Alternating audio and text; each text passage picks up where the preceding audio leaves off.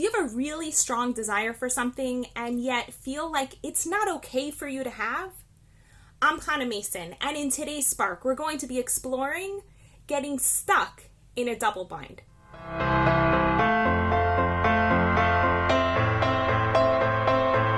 So in yesterday's video, I talked about the concept of a double bind, and that is a situation where on the one hand, you want one thing that's pulling you in that direction, and on the other hand, you want something else that's pulling you in that direction, and sometimes you might even be twisted in every which way. And that could just be so achingly painful. I'll give you an amazing example. A few years ago, a young man in our community really wanted help in growing his business. He's an entrepreneur, has so much amazing talent, and he came to my husband Dave asking him for advice on how he could grow his business. Now, Dave and I have come to a place where it's very, very clear that so much of what a person's success in business is going to look like in any sort of financial area actually has to do with what we call a person's financial blueprint. So just like you have a blueprint for a building, you have a blueprint for your finances. And when you look at the blueprint, you know what kind of building you're going to get. So if you look at your financial blueprint, you can have an idea of what a person's finances are going to be like. And so rather than focusing so much on this guy's business, the first thing Dave did is say, let's take a look at your blueprint. Because we knew what this guy's finances were in general and had a pretty good feeling that there were some blueprint issues going on. So the first thing Dave did is ask this young man, I'd like you to complete the following sentence. Rich people are. And you know what he said? It's amazing what he said. He just really gave himself permission to say whatever came up for him, just rose out of his subconscious and out of his mouth. He said, rich people are greedy. And Dave said, and please complete the following sentence, money is. And this guy said, money is evil. And I think right away, as soon as you hear this said out loud, you can understand why this guy was struggling in his business and struggling in his finances. Because we like to see ourselves as generous, not as greedy. And we like to see ourselves as good and not evil. So we will do anything to stay away from the values that we abhor, even if it means having so much financial stress. So this guy was stuck in a double bind. He wanted to be good, yet he also wanted to accrue wealth, but he believed that these two things were in conflict. So what do you do when those two things are in conflict? An amazing, very simple tool to address the situation of being just like this guy in a double bind is to do the process of inquiry I take you through in the book, Hold That Thought. For those of you who don't know, this book is accessible on Amazon. It's also accessible on my website at hannahmason.com. You can download a free digital version, and you can also access physical copies from me here in Israel or on Amazon, wherever Amazon books are sold. So what is this process of inquiry? The process of inquiry is taking a look at a specific thought that comes your way and really engaging in a Socratic process, in a simple process of just asking questions. And the first thing we do just in asking a question about a thought is give ourselves permission to step away from it for just a moment. So for someone who believes that rich people are greedy, so they're going to ask the thought, hey, is it true? Right? They're going to see, how does that thought sit inside of me? They're going to ask themselves, is it true?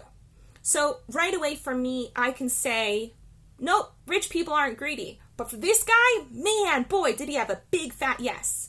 The second question we asked him is, can he absolutely know that it's true that rich people are greedy?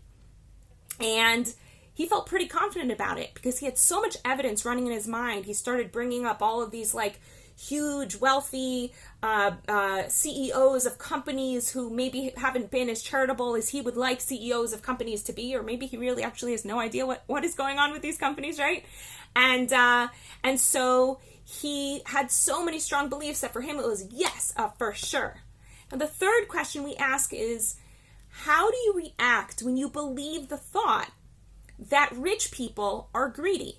And the reaction that we're looking for is really to see what comes up for you naturally. It doesn't necessarily mean how you behave on the outside, although that is one of the reactions. It's also simply how you feel on the inside. So we're talking about what happens to your breathing, your heart rate. How does your body feel? What emotions come up for you? Notice what goes on in your mind. You don't have to fall into the rabbit hole of whatever your mind does, but just observe that there are certain thoughts that make your mind go quiet, and there are certain thoughts that make your mind start racing like crazy, like the Roadrunner, and it's insane, right? And the other thing you can do is notice how you treat yourself and how you treat other people. And what was really interesting is that for this guy, when he believed that rich people are greedy, he didn't want to be around wealthy people, which also meant he missed out on opportunities to engage in business with them, to ask them for advice, to learn from their behavior, because he wanted to cut himself off from wealthy people. He also noticed that his body just kind of shrank and got small. I notice for me, if I believe a thought like that, I just kind of want to hide from the world because I'm so scared of becoming a rich person or running into a rich person. And that's what a thought like that would do to me. The fourth thing that we do is ask ourselves how we would be without the thought. So for this guy, being without the thought made him so much calmer. And I noticed for myself, the Roadrunner just chills out, and I can just be in the present moment. When we're in the present moment, we're much more capable of connecting to truth and connecting to the now. So the last thing we do, which is the most important part, is we take the original statement and we do what Byron Katie calls a turnaround. We say the opposite of the original statement. So rich people are greedy. We can turn it around to rich people are generous. And then you want to give your mind an opportunity to really explore a new way of thinking by offering up lots of evidence that it can allow a new thought to rest on. So for me, that happens to be really easy because I'm so excited by philanthropists who I meet through nonprofit organizations I interact with, or people like Bill Gates who have really gone out of their way to talk about the philanthropic work that they're doing and to engage others in their philanthropic works. And so when I pay attention to all of those people, man, I'm absolutely blown away. I'm blown away by my neighbor philanthropist here in the neighborhood who really sustains so many of the neighborhood institutions that so many of us benefit from. So that's a really easy one for me. But for this guy, he really struggled with it and was constantly arguing with it. And it's our ability to really give a new thought a full, solid opportunity that allows it to really rest inside of us.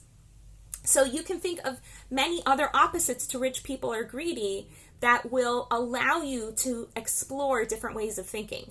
For example, poor people are greedy. I am greedy.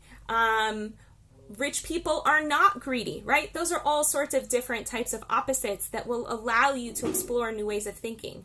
Because it's only when you shift your thinking that you can get out of a double bind situation. Double binds always exist when we feel like we're stuck in either or, rather than what T. Harv Eker calls both.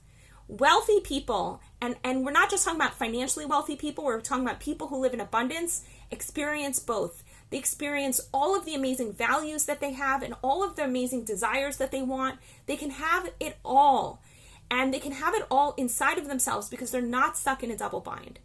And if you feel like, wow, you're stuck in all of this stuff and you can't seem to find mental clarity and you want to be able to come to a place of clarity and joy and peace in your life, my coaching can really help.